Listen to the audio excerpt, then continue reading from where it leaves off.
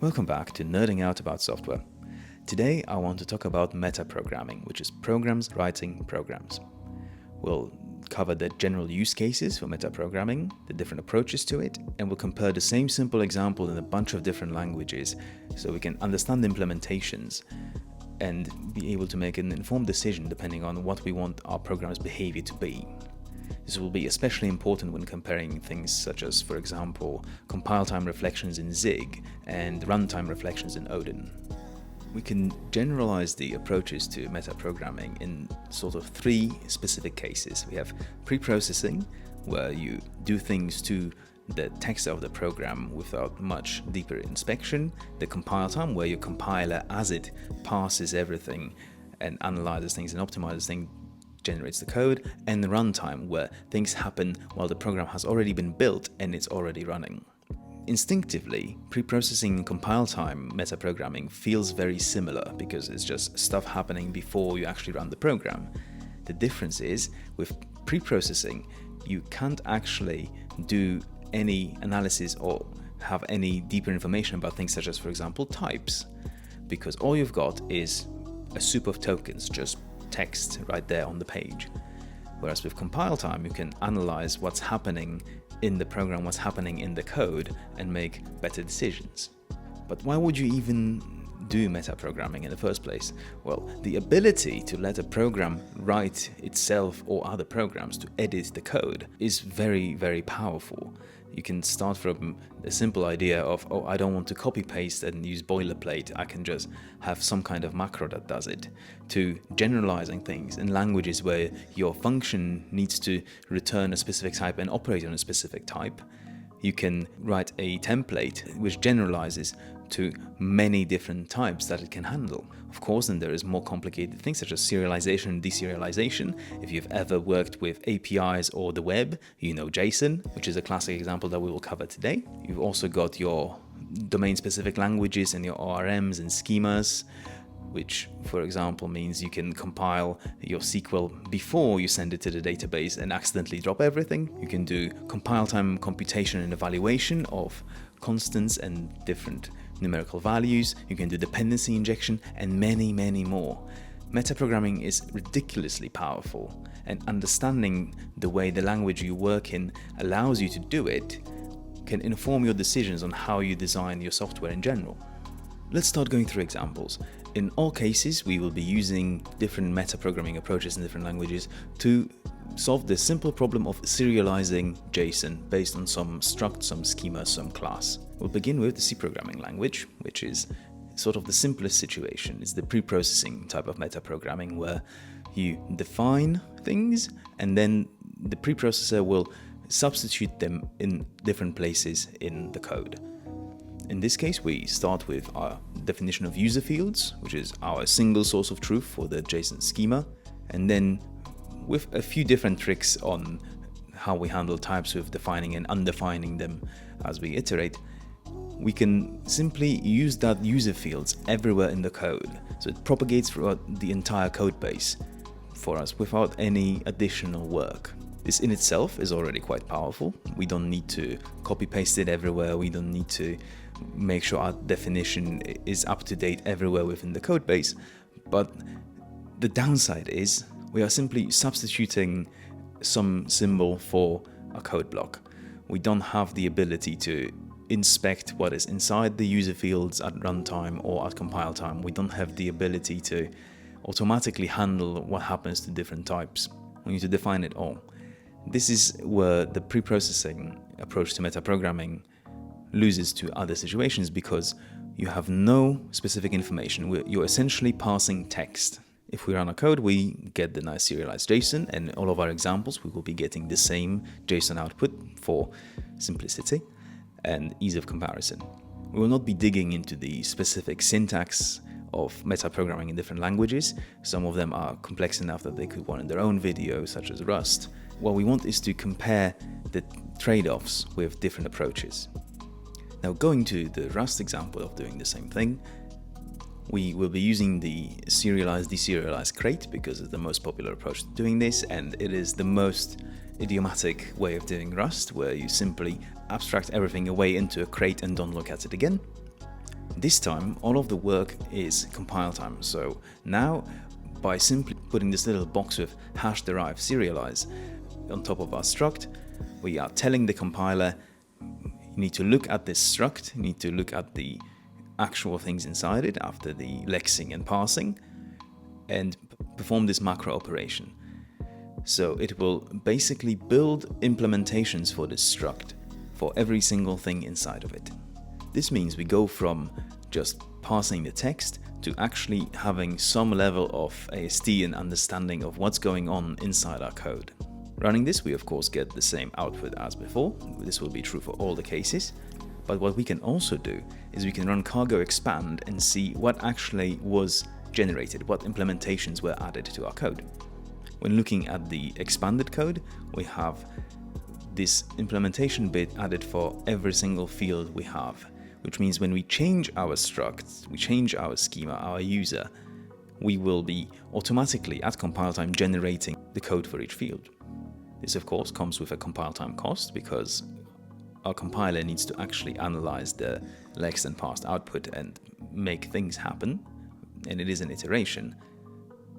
But once you do it, it will keep working exactly the same way at runtime. We get very predictable behavior and we don't have to hand code all of this, which is great. That's exactly what metaprogramming is meant for. Let's compare this to Python now. In Python, we have the same idea of actually operating on AST and parsing what's happening as we did in Rust, but Python doesn't compile. It's a language that is interpreted. Everything will be at runtime instead.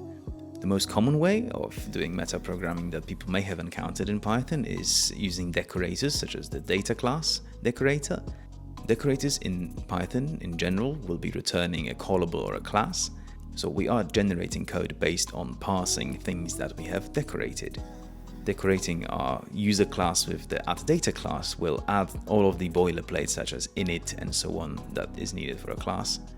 And we could just pass it to the JSON standard library implementation, but for a bit of fun we have a little decorator that is the JSON serializable, which will create the two JSON functions for all of our fields.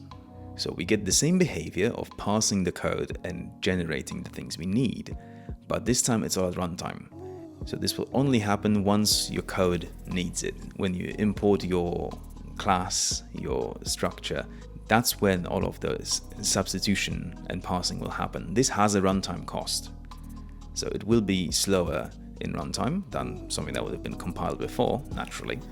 But also, it means depending on the size of the thing you're parsing and so on and so forth, you will have slightly different runtime behavior. It will be taking longer or shorter depending on the size of the problem.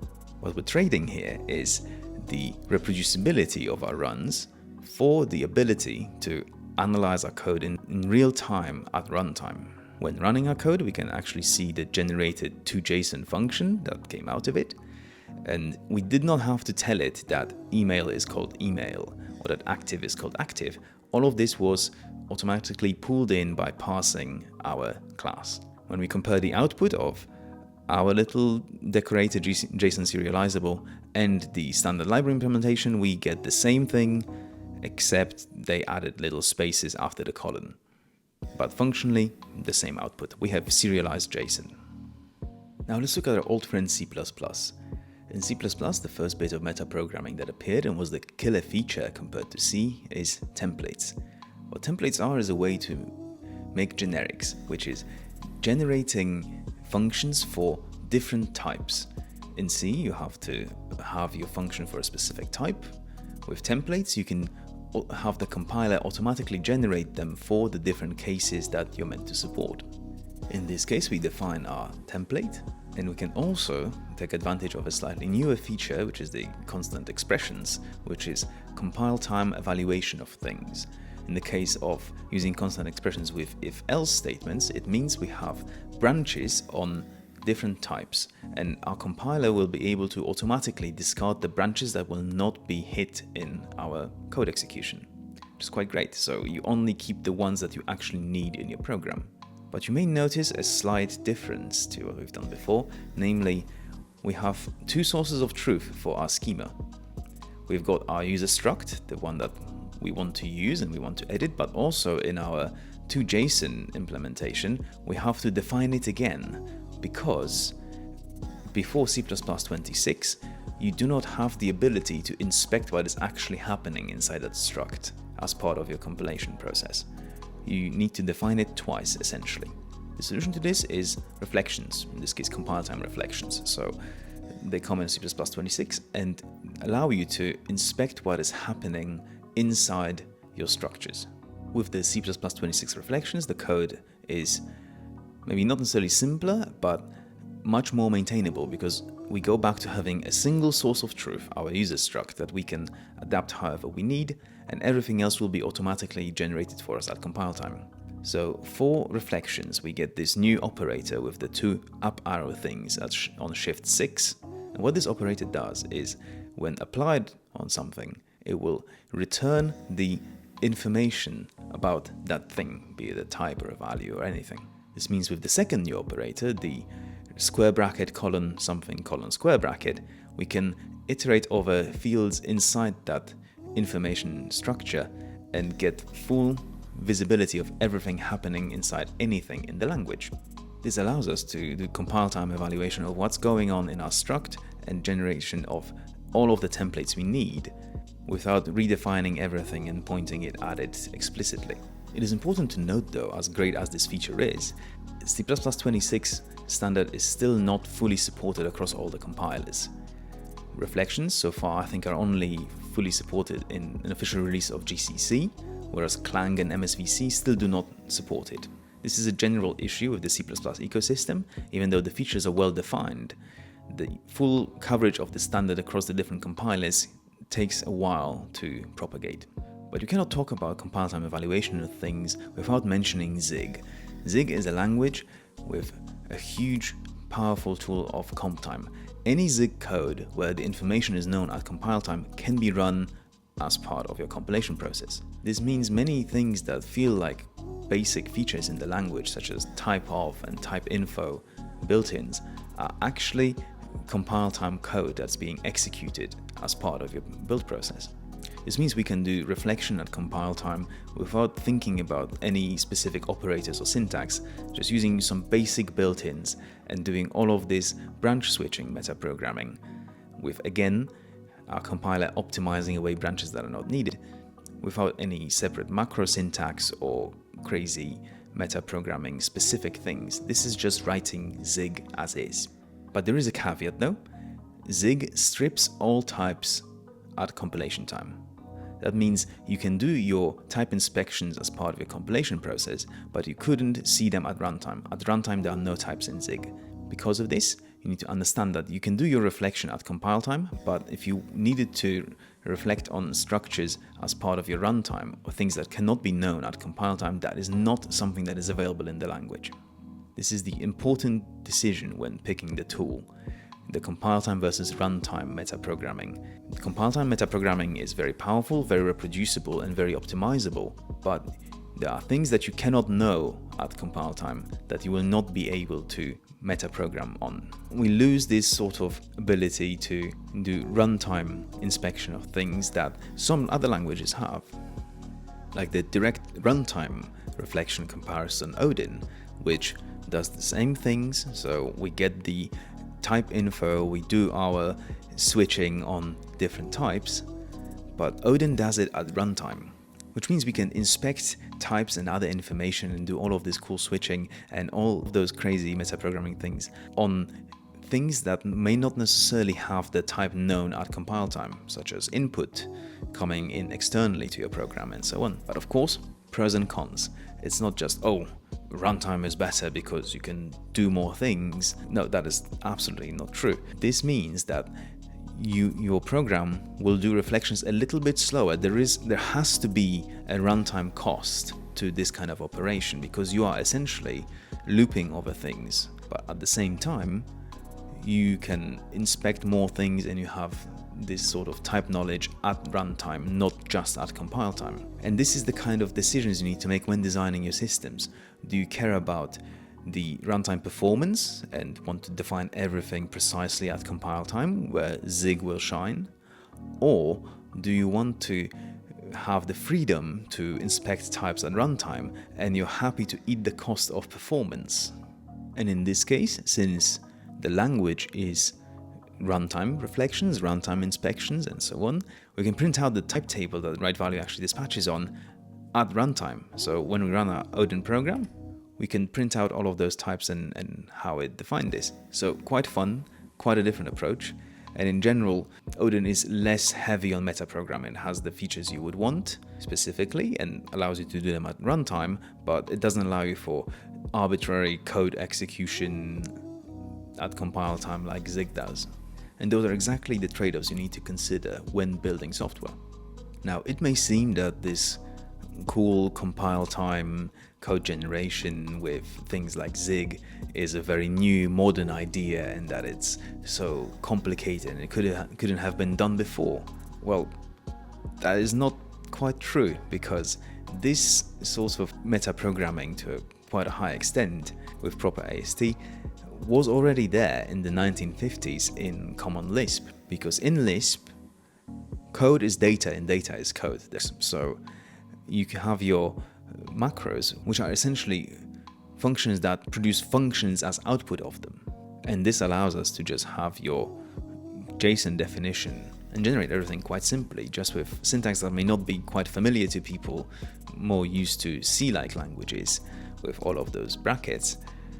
But this was possible all those years ago, and a lot of modern languages tends to rediscover the great features of Lisp when they build new things, which is always quite fun to see when new languages go back to old school ideas and just improve upon them and make them more user-friendly and make them make more sense for modern software development.